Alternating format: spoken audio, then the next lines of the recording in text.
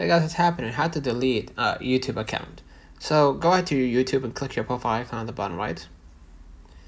Click Google account here. Inside, what you're gonna do, hit data and privacy. Scroll a little bit down to find delete your Google account. Just press it.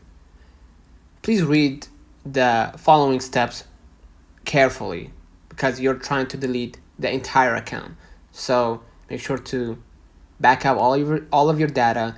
If there's something left out inside your account, just go ahead and upload it or back it up.